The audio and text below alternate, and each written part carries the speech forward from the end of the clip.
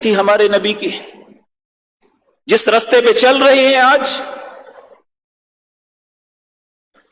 تیسرا فرمایا قول الزور، شہادت الزور، جھوٹی بات، جھوٹی گواہی۔ میں اللہ کا واسطہ دے کے کہتا ہوں کہ زندگی میں تھانے کچہری میں جتنی گواہیاں دی جا رہی ہیں 99.99% جھوٹ بولا جاتا ہے۔ 1%، 0.001% جو ہے شاید کوئی سچی بات کرے۔ میں کئی مرتبہ آپ کو سنا چکا، ہمارے یہاں ایک سیشن جج تھے فیاض حمید قریشی، اللہ ان کی مغفرت فرمائے، فوت ہو گئے ہیں۔ انہوں نے خود یہ شخصاً بات سنائی۔ ان کے پاس ایک قتل کا کیس تھا اور وہ اتنا الجھا ہوا تھا کہ سمجھ نہیں آ رہی تھی کہ کیسے سزا دوں، نہ دوں تو قتل تو ہوا ہے، پھر کیا کریں۔ وہ ایک نیک آدمی تھا، نمازی آدمی۔ اللہ اکبر، کہنے لگا تھک گئے دونوں طرف سے دلائل سن سن کے، کبھی وہ دلائل دیتے تو ان کی طرف ذہن بن جاتا، دوسرا وکیل دلائل دیتا تو اس کی طرف ذہن بن جاتا، تھک گئے۔ آخر ایک دن مقتول کے والد نے ایک عجیب سی بات کر دی۔ وہ کہنے لگا جج صاحب میں بھی اس مقدمے کی پیروی کر کر کے تھک گیا ہوں۔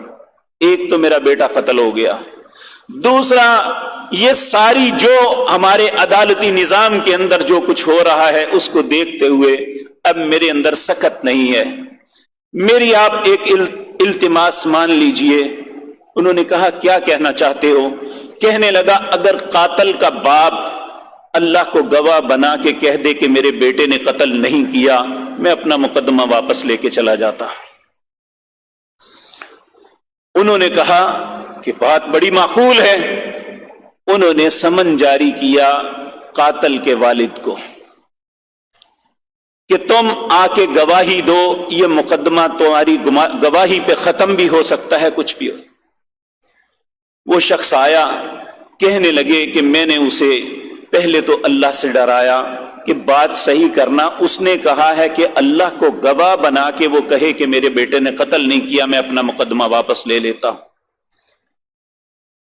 اور جو عدالت کے اندر حلف کے کلمات ہوتے ہیں اسے کہلوائے گئے۔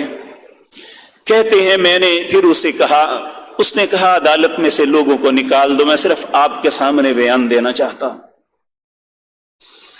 سب کو باہر نکال دیا گیا۔ جب اس نے حلف کے کلمات کہے تو کہنے لگے اس اللہ کی قسم جس کے قبضے میں میری جان ہے، جس کے حضور مجھے پیش ہونا ہے، میں اس کی قسم کھا کے کہتا ہوں میری آنکھوں کے سامنے میرے بیٹے نے اس کے بیٹے کو قتل کیا تھا۔ کہتے ہیں ایک دم میں ایسے جیسے کرسی سے اچھل پڑا کہ اس نے اپنے بیٹے کے گلے میں پھانسی کا پھندا خود ڈال دیا ہے۔ جب اس نے یہ بیان دیا، اب یہ بیان ایسا ہے کہ انسانی عقل کہتی ہے کہ اس نے اپنے بیٹے کے خلاف بیان دیا، لیکن اس کے میں تھی سچائی۔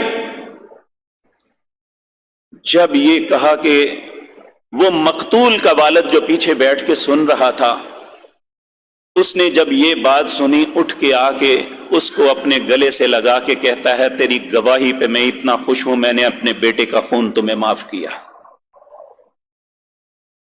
یہ حقیقت ہے کہ یہ سچائی کا اللہ نے اتنا عزت اور شرف رکھا ہے، لیکن ہمیں یہ بات سمجھ نہیں آتی۔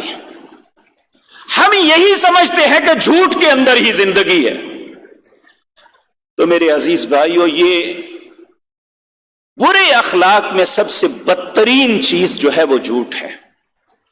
نبی کریم صلی اللہ علیہ وسلم ہمیشہ 3 باتوں پہ اللہ کی پناہ مانگا کرتے تھے۔